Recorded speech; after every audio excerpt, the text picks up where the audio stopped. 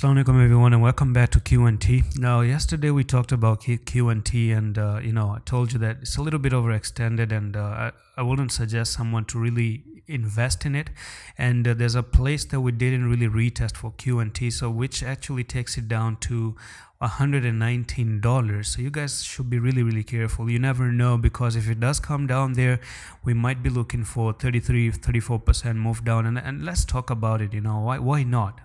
Nothing goes up forever, and now you started the sell-off. Okay, let's bring in the EMAs a little bit to talk about it.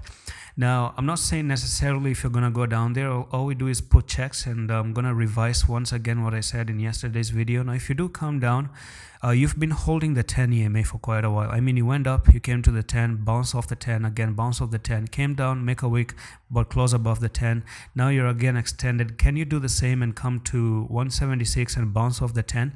Because there's still technical target up to $394, but unfortunately, Quant on a weekly has a place that it never back tested, and that's an issue.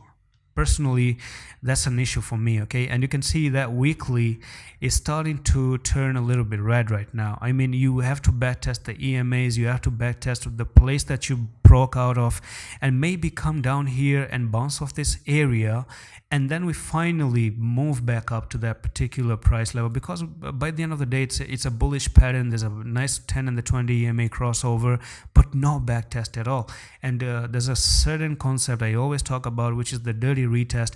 Dirty retest is when you break out and you don't backtest at the same time, which is important to continue higher with much more safety. But what you do is you get attention of people and you go for the dirty retest and then finally go back up. So something like this, you have to pay attention. Now, I'm not going to say it's necessarily, it's all possibilities in this case. But my take is I wanted to buy it at some place, but I know I'm not going to buy anything like this that never backtest, because look at it, all right? Look at it. Let's talk about this resistance here. If I turn on the line, okay, this is the line.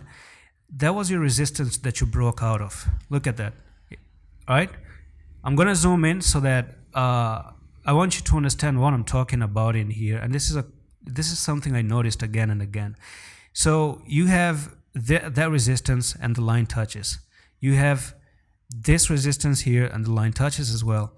So as soon as you broke out of it, you should have come down not to $130, but you were supposed to come down to $124.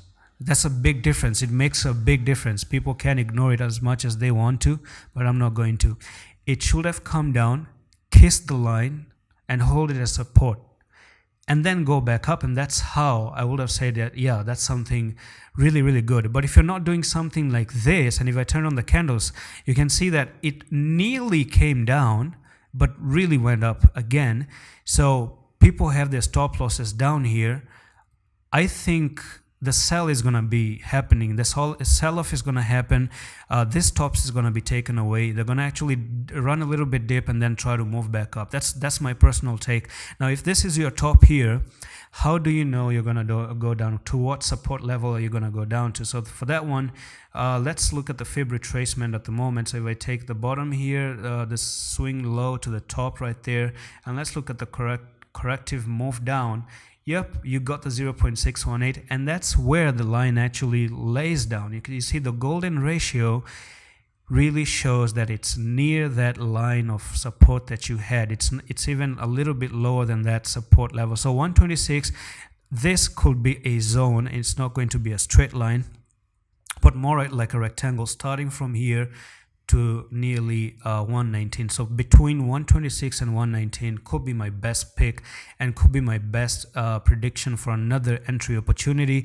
If I bring in the Bollinger Bands as well, you can see that the lowest part of the Bollinger Band also rests to that particular area. So just notice how this is the lowest part of the Bollinger Band right over there, which is gonna creep in some few days and come up here to that box, and you come down and backtest this one, and you're gonna be oversold. You're gonna backtest everything. Could be another amazing entry opportunity. So I'm gonna try to cover this QNT if we have another amazing entry opportunity. And you can see you're at the highest band of the Bollinger Band, which is now overbought, and it's not a good idea. This is where people actually sell. So can it go higher? You never know. It can be bullish once again. And that's pretty much it for this update. Hope it makes sense. I'm going to see you in the next one. Allah Hafiz.